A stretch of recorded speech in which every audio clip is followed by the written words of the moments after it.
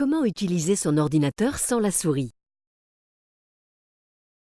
Pour déplacer le curseur. Les touches de direction permettent de naviguer sur la page d'un site web. Vous pouvez aussi utiliser le pavé numérique, mais à condition de désactiver le verrouillage numérique. Pour cela, appuyez sur la touche Numlock ou Vernum, elle est toujours située en haut à gauche du pavé numérique du clavier. En pratique, cette touche permet de désactiver l'utilisation des chiffres sur le pavé au profit des flèches inscrites sur les mêmes touches. Vous pouvez alors naviguer sur une page Internet à l'aide de ces touches. Par exemple, les touches 2 et 8 font défiler l'écran de haut en bas. Les touches 3 et 9 remplissent la même fonction mais font défiler des zones entières vers le haut ou vers le bas. Tout aussi utile, appuyer sur la touche 1 permet d'aller directement en bas d'une page et la touche 7 vous permet de remonter tout en haut de la page.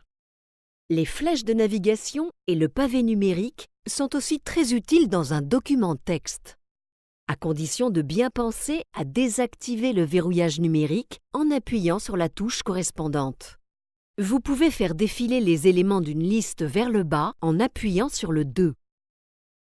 Ou bien faire remonter votre curseur en appuyant sur la touche 8. Utilisez les touches 4 et 6 pour déplacer le curseur sur les côtés. Appuyez sur la touche 7 pour placer votre curseur au début de la ligne. À l'inverse, appuyez sur la touche 1 pour directement atteindre la fin de la ligne. Comme vu précédemment sur la page web, les touches 3 et 9 font défiler l'image vers le haut ou vers le bas par bloc. Voyons maintenant comment revenir sur la page web. Appuyez sur la touche Alt, puis enfoncez la touche Tab simultanément.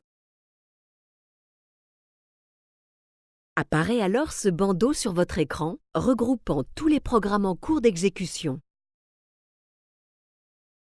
Tout en maintenant la touche Alt enfoncée, appuyez plusieurs fois sur la touche Tab pour atteindre la fenêtre du programme désiré. Ici, nous voulons retourner sur la page web. Vous y êtes? Lâchez tout. Vous êtes maintenant sur la page Internet précédemment consultée.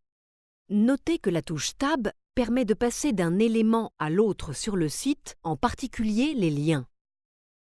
Voyons cela. Vous êtes ici dans l'onglet Solidarité et santé. En appuyant sur la touche Tab, vous passez à l'onglet suivant. Et hop, encore une fois. Répétez l'opération autant de fois que nécessaire pour atteindre la zone souhaitée. Oups, vous allez trop loin ou trop vite? Pas de souci. Regardez. En appuyant en même temps sur Shift et Tab, vous revenez en arrière. Autrement dit, vous passez d'un élément à un autre, mais dans le sens inverse. Pour cliquer sans souris. Je vous entends dire que cliquer sans souris, c'est impossible. Vous avez partiellement raison. Vous ne pouvez pas cliquer sans souris, mais vous pouvez reproduire cette action avec le clavier. Positionnez-vous d'abord sur l'élément dont vous voulez consulter le contenu. Rappelez-vous, il suffit d'utiliser la touche Tab pour naviguer entre les éléments. Imaginons que vous souhaitiez consulter l'onglet Sport et loisirs. Vous y êtes? Appuyez maintenant sur la touche Entrée pour reproduire le clic de la souris et ainsi consulter le contenu de cet onglet. Essayons maintenant de remplir un formulaire. Appuyez sur Tab pour passer d'une case à une autre.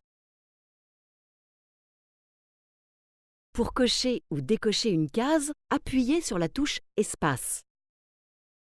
Puis continuez à remplir les cases en appuyant sur Tab. Vous avez terminé?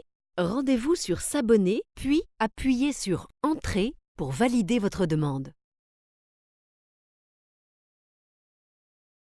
Et voilà. Pour revenir à la page précédente, appuyez sur Alt et la flèche gauche en même temps pour revenir sur la page précédente.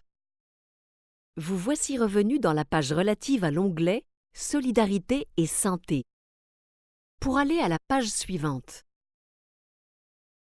vous avez changé d'avis et souhaitez consulter de nouveau le contenu de l'onglet Sport et loisirs? Inutile de refaire toutes les manipulations à l'aide de la touche Tab pour changer d'onglet. À la place, appuyez sur les touches Alt puis flèche droite en même temps.